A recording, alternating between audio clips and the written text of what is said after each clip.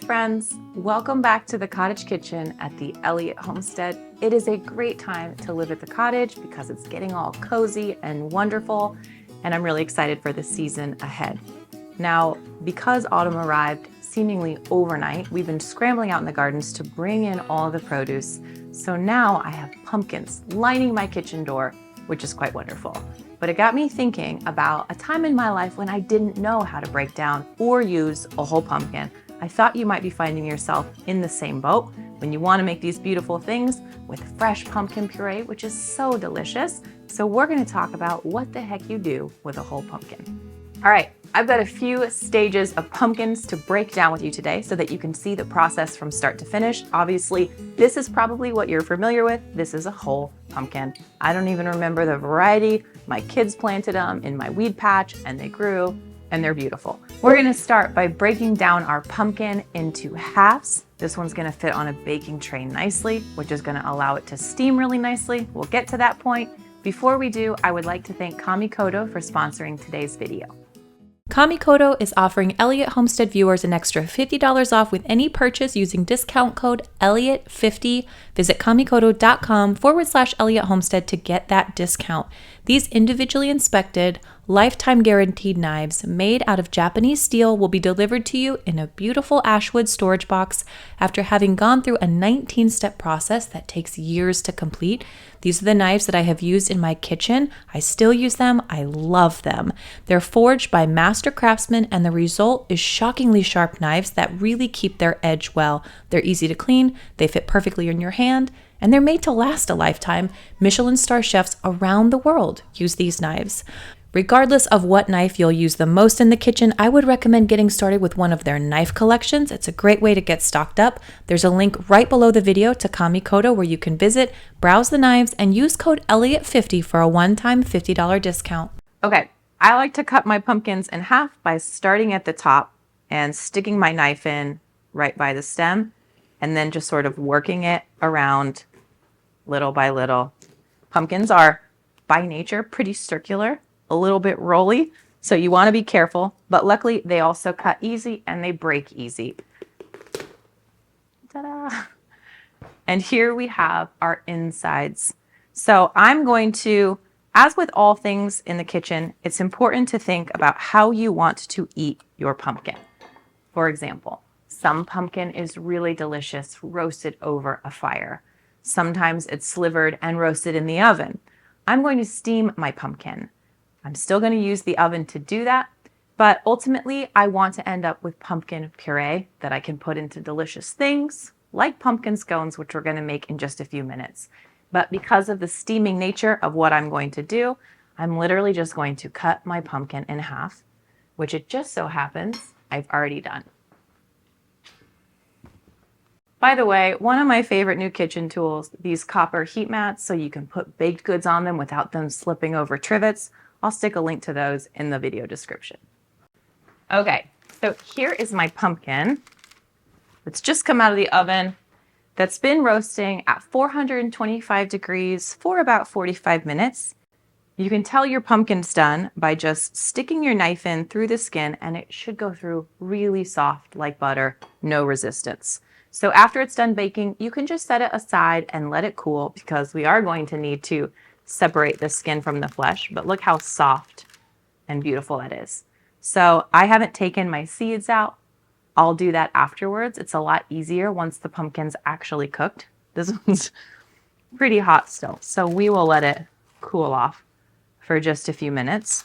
But here is ultimately how I steam and cook my pumpkin. I cut it in half, just like this, and I put it cut side down.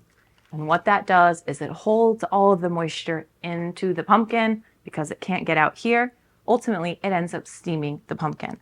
So if your pumpkin doesn't fit nicely, I've got some really big pumpkins out there. I'll just quarter them and sort of nestle the quarters as best as I can. It's not a huge deal if it's not perfectly skin side down. Don't worry about that. The objective is just to soften the pumpkin. This is just an easy way to do it if your pumpkin fits. So this one's going to go into the oven. I'm going to end up with a lot of pumpkin puree after this. 425, about 45 minutes until it's tender, just like this one. Also, The parchment paper isn't because it sticks, it's because it just kind of keeps things contained a little bit. The pumpkin's going to leach out a little bit of liquid, keeps my trays a little bit nicer.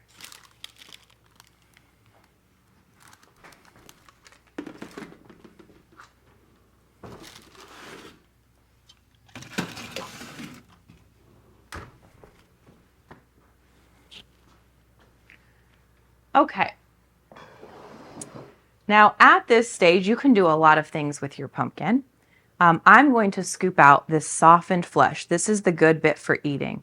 These seeds are very delicious. You can, of course, roast pumpkin seeds if you like. I'm going to give these to my animals. Just turns out pumpkin is a really good dewormer for animals, and they love it. So cows and sheep and chickens alike will eat it. You can see how easy it is to scoop out the seeds and stuff now that it's cool, which is why I love it. I'm going to set that one aside. You can also take pumpkin at this stage and you can put it in a big pot of water with onion and celery and carrots and parsley, and you can simmer it for about an hour and end up with a really beautiful vegetable broth.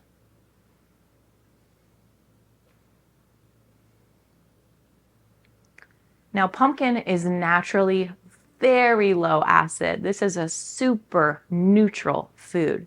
So you don't want to water can it in any capacity.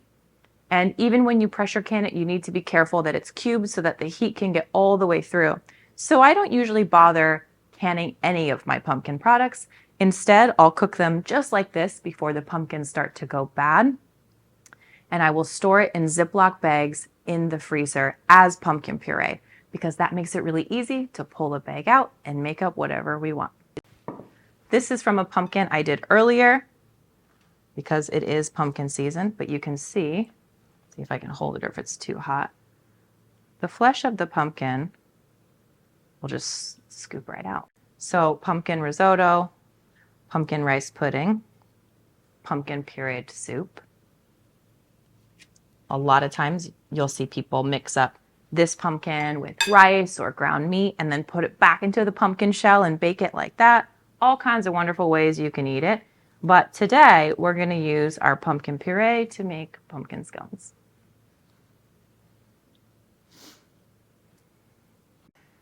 All right, so we have gone from kind of an intimidating food product to something that we're all really familiar with, something that's really usable, straight like this, and no more effort than cutting the pumpkin in half and letting it cook and scooping it out. Super simple so far. So let's make those scones. By the way, kind of an odd use for pumpkin, but one of my favorites this time of year is to mix it with Parmesan cheese, nutmeg, and salt until it tastes really good, and then putting it inside ravioli or tortellini. So delicious. We did it in our pasta workshop last week, and I was reminded just how much I love that pasta for a few months each fall. So delicious. So pumpkin can go savory. It can go sweet, which makes it really versatile. Obviously, for our scones, we're going to go sweet.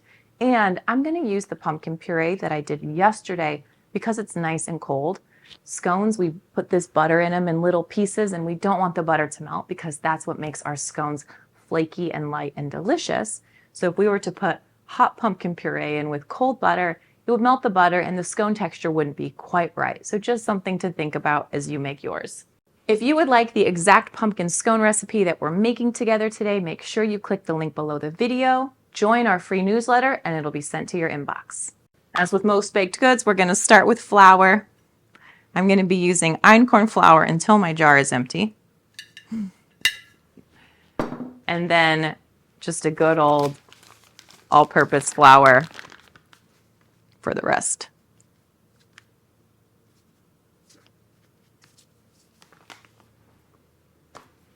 There's only a few rules with baked goods. One of those rules is that you really need to mix your dries and your wets separately because you don't want to get a chunk of baking soda because it got mixed up with a chunk of egg. So we've got our flour, we've got our baking powder. That's going to help our scones to rise, give them some lift and some air inside.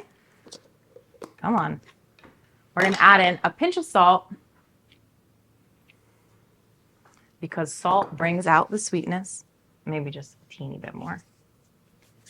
And then we're going to mix in our spices. I'm not really into pumpkin spice anything, which is quite silly because we're making pumpkin spice scones, really is what they are. Most of the time when people say pumpkin spice, they don't actually mean anything with pumpkin. They mean those sort of warming spices that we all associate with autumn, such as ground ginger, which I love. I have some spicy clove powder here, another really warming spice. A little goes a long way. And then good old-fashioned cinnamon. I'm gonna add quite a bit of that. And then some nutmeg, another very distinct, very warming spice.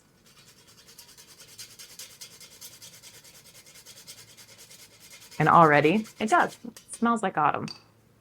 All right. So that's all of our dry ingredients. Whisk them together to distribute the spices and the baking powder and the salt evenly.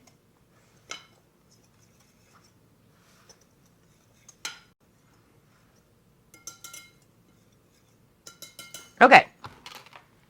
Now we're going to add our liquids together, including our pumpkins. We're going to count that as a liquid. All right, so we're going to start with just a few eggs. And got my digital scale going underneath here, which is how I make sure I get my measurements right. I'm going to just roughly chop my pumpkin. I want there to be little pieces of it in there. It is a puree, so it'll mostly mix in, but there's a few bigger chunks here. So I just want to make sure that those will get broken up nicely. Give it a little smush. Full of good nutrients, by the way. So these scones are practically a health food. Oh, little piece of skin. Okay. I'm looking for about 250 grams of pumpkin puree.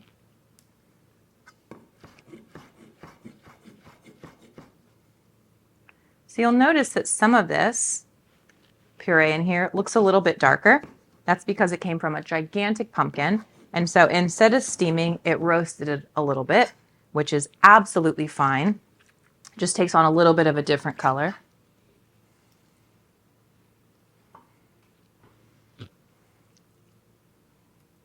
Okay.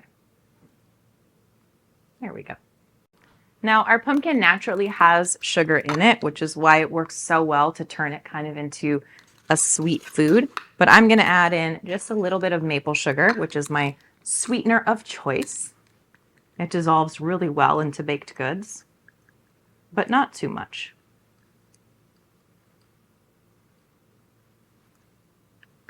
Just a wee bit. And lastly, for a little bit more of that flavor that we all love, some vanilla paste or vanilla extract, whatever you have. Looks like I need to get some more. So now we have our liquids. We're gonna mush them all together. We've got our dry stuff ready to go.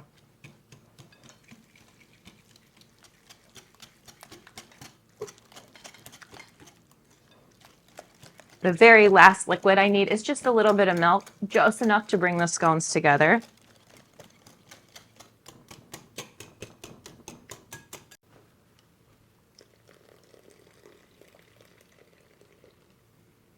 Now, there's only a few rules for scone making, and one of those rules is that you need to what's called cut your butter in, which sounds really fancy, and I don't ever do it, to be honest with you, because what I have found is that frozen butter grated in works really well. And then I save myself a lot of time cutting in butter, which is, for whatever reason, just not a task that I enjoy at all. So this is the way I do my pie crusts, or when any recipe calls for cutting butter into a pastry. I freeze my butter, and I do it with a box grater instead. This is one of those really silly old-fashioned tools that I use multiple times a day in my kitchen.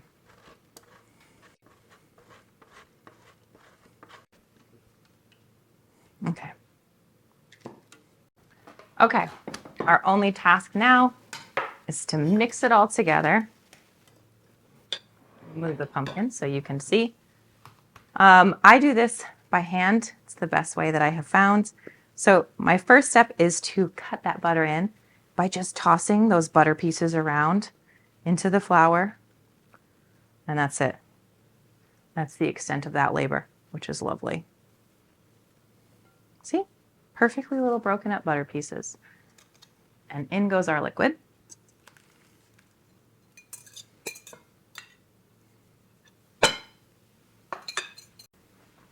Oh, it smells so good.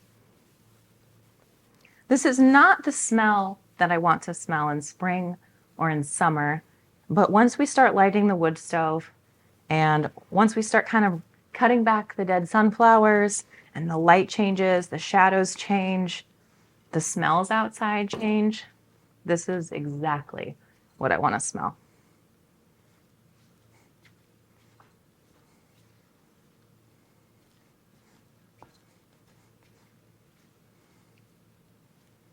Your scone mixture is going to be pretty dry, pretty crumbly, but it'll hold together. All right, I'm going to shape my scones to be kind of little mini scones because I know my kids are going to go crazy for them. You could roll these out and use a cookie cutter to just use round scones. I typically make the little traditional triangle shaped scones. So I'm going to do that by flouring my cutting board here. I'll probably divide the dough. Sorry. I'm going to divide the dough in half and work with half at a time. You can see the little chunks of pumpkin peeking out. Now just use some floured hands to roughly bring the dough together. It's soft and pumpkin-y and wonderful. You can smell it. You're going to have little wrinkles in it, but that'll really correct in the oven. I'm just going to kind of flatten it into a little bit of a round circle, like so. Then I'm going to use this bench scraper here, but you could certainly use a knife to cut it in half. Flour it if you need to. Then cut each of those into half. So now we have quarters, and then do that once more. And we have 8 little wonderful baby scones. Now, if you've got the time, it's a great idea to refrigerate these scones before you bake them. It'll keep them kind of more in their shape. I usually don't worry too much about how they're shaped. They'll kind of flop around and move about, but I don't know. I think it's okay. So there you go. Now, because we can, let's give each of our scones the teeniest little sprinkle of sugar.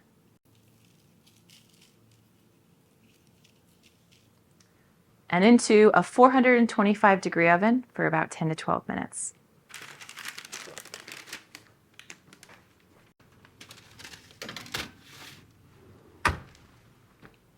And we'll do the same thing with the remaining dough. By the time those are baked, we're going to be all cleaned up and we're going to be able to enjoy them.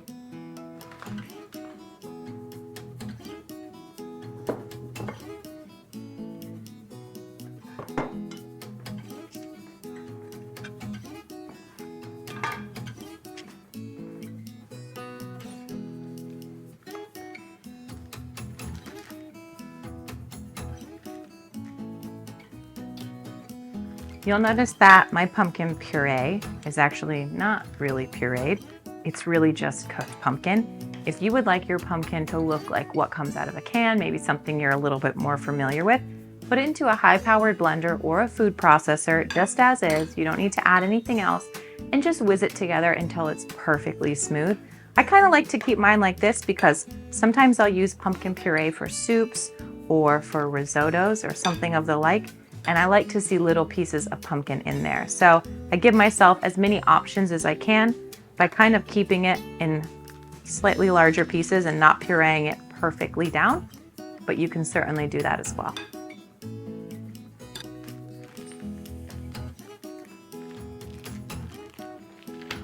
That's gonna taste really, really good as pumpkin bread later on this year.